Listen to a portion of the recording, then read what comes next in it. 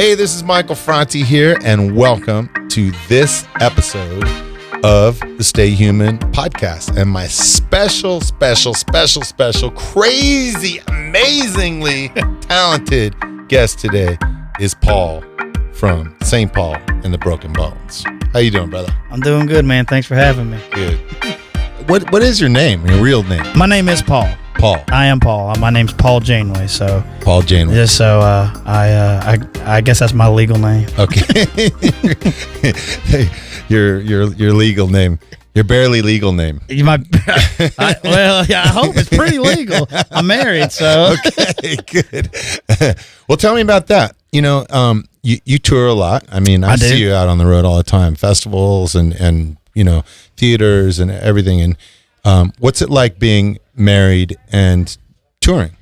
Well, I mean, I think for me, it's not a terrible thing. I'm a bit of a homebody, surprisingly, you know, and so I like being home. But it's just one of those weird things where you're like, I also love doing this and performing, and so you try to find that balance. I mean, you know, it's not the easiest thing to do in the world. No.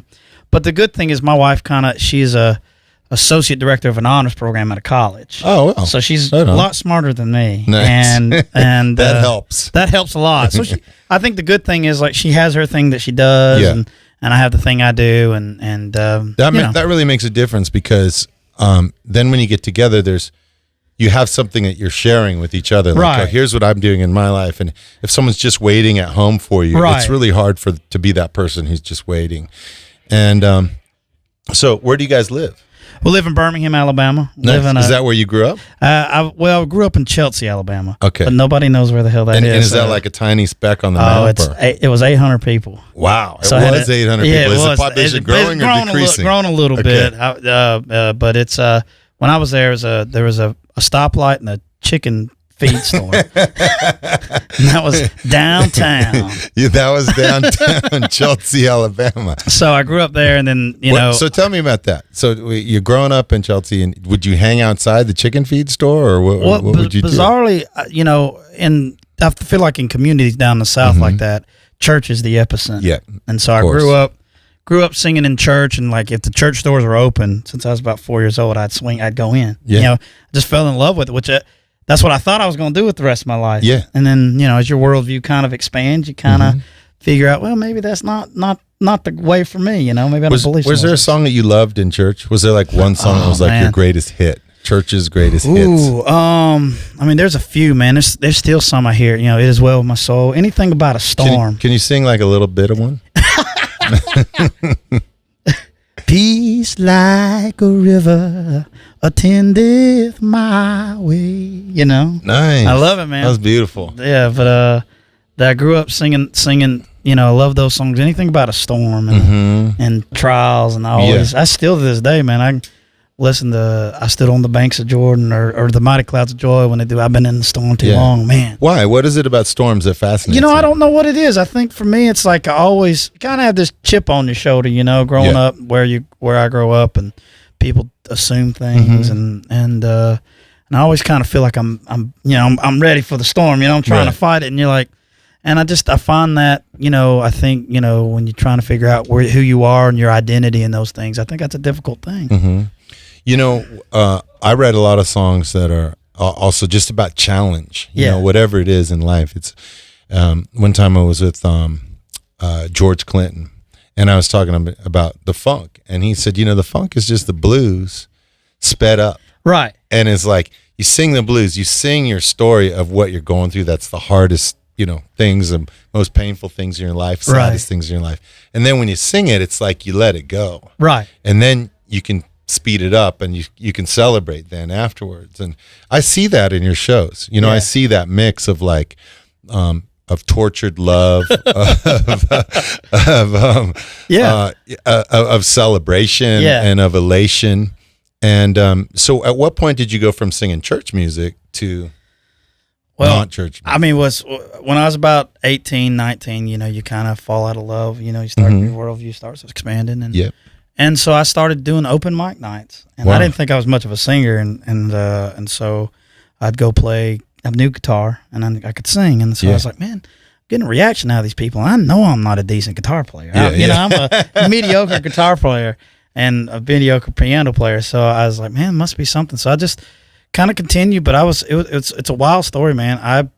I was working at a mechanic shop as a gopher. Wow. And I lost my job when the crash happened, and I thought, man, I want to make music. It was therapeutic, and you have other things happen in your life that you feel like are, you need that therapy, and my buddy Jesse, who's the bass player in this band, we got together, and my life was kind of kind of going up, you know. And after I'd gone back to school or whatever, and so we get together, make a little recording, and it turned into this band. It was kind of a last hurrah. Wow. So was he interested in, soul music, or was he just a kid with a bass who was like, whatever you want to do, let's get down, Yeah, I mean, I think that was his philosophy.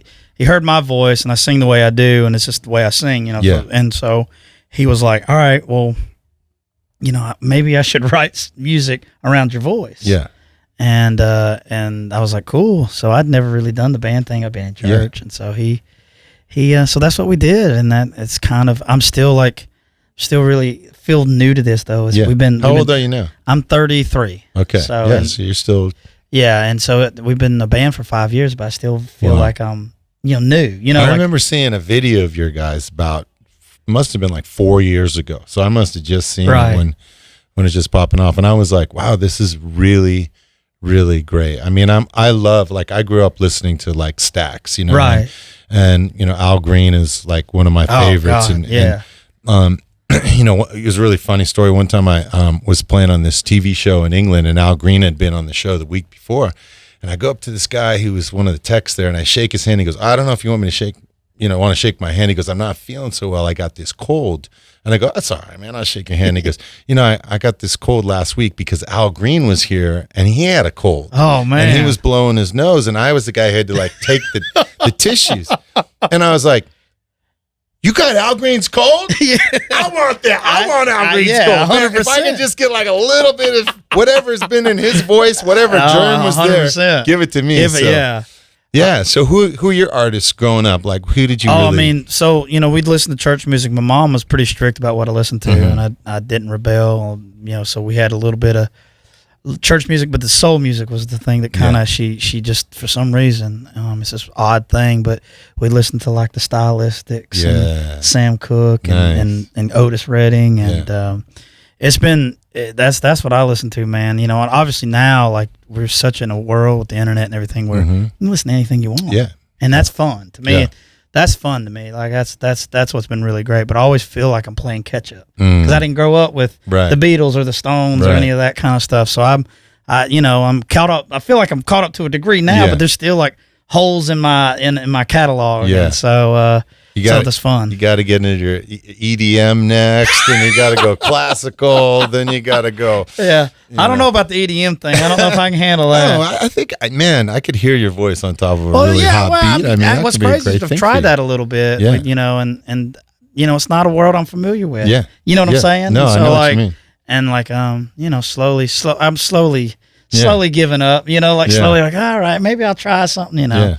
Do you write the songs in your band? I write the lyrics, and I write, obviously, some of the, all the vocal melodies and things like that. And I mean, me and Jesse typically, but for me, songwriting, and it's hard to, because there's a lot of ego involved, but I've learned that if you surround yourself with really good musicians, that, and you try and kind of glean what they have, that I feel like you might be better off. And we just learned that through our process. And so I like that. I like that style. I still get a little no, that's the way I want it, you know? And, but I don't know, man. It's an interesting process. It was kind of buffet style. Yeah. Do you have a certain way that you write? Like you pick up a guitar, or do you write lyrics all the time, or does it just come to you in a stroke of, in the storm? You just get struck by lightning, and here it comes out of my lips. It varies. I mean, I obviously, I'm, as a vocalist, I'm always going to hear things vocally. Yeah. And so, if something hits me, I'll be on, I'll put it on my iPhone or having a recording device. I have ideas. Isn't the iPhone just so great for that? I think it's fantastic. Yeah. Just in the bathroom. Exactly. There you go. Exactly. And so I do it that way, or, if I'm reading something and something strikes me, and I'm like, all right, I'm going to write that down. Yeah. Try to always, I there was a guy, Lonnie Holly, who's a folk artist, and he opened up for us not long ago, and he's constantly an artist though. Yeah. Like, so he uses material around him and makes it in the art, and man, it was so inspiring because I feel like that's how we should be as musicians, as artists, is like always absorbing, always taking and it in. It was really, he's a genius, and so I was like, I kind of feel like that's always like the door is always open. Yeah, and I think that's really important to what we do. So I try to be as creative as I can and always kind of keep it in. Yeah. What's the first thing you remember from being a kid? Like the very, very, very first thing? Chelsea, Alabama. I remember Mary Poppins. And wow. I remember getting in. I remember getting in the chimney and trying to. That's awesome. And my mom. How far did you make it? Well, the problem is I got soot all over the carpet and everywhere. Whoa. My parents were just so mad. It was the first house that they lived in, and I was sitting there as a kid. We grew up in a trailer and then got into a house, and I come in there and start stomping soot all over there. I'm going to say she whooped me. I'm going to say you deserve it. I was going to say I deserve the whooping. I got it. Disney. Just blame Disney. They corrupt kids from a very early age. They do.